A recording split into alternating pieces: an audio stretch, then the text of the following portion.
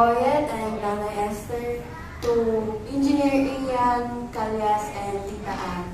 Also to our visitors and to all the parents here na nandito po. It is truly a privilege to talk here with you and to share God's Word. Ako po yung pinili, ako po yung tinawag para makapag-share po ng Word ninyo. Ng Word ni God. Maraming salamat po kay Sir Mark and kay Tita Netflix na nag-trust po sa akin para ngayon po ay magsalita po ng Word ni Jesus. Ang ating pong itatopic ngayon ay The Great Commission, Sharing Jesus to the World.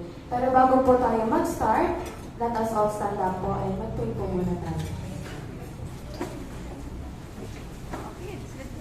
Kasi hindi po natin maintindihan ang word ni God kapag hindi tayo nag-share at wala tayong Holy Spirit. Okay, kapag tayo po natin, wala po sanang tatawa as respect po sa word ni God at saka kausapin po natin. Pag tayo ba kinakausap, gusto natin tumatawa-tawa? Okay. Okay, let us bow our heads.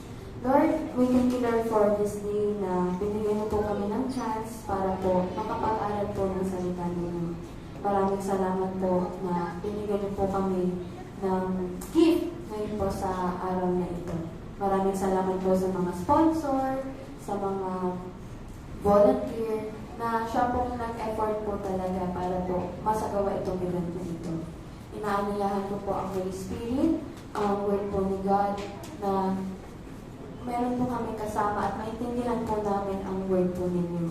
Lord, itago niyo po ako sa likod ninyo. Hindi ko po kayo magsalita sa harap kapag hindi ko kita kasama. I-prepare niyo po ang aming puso na maging bukas po.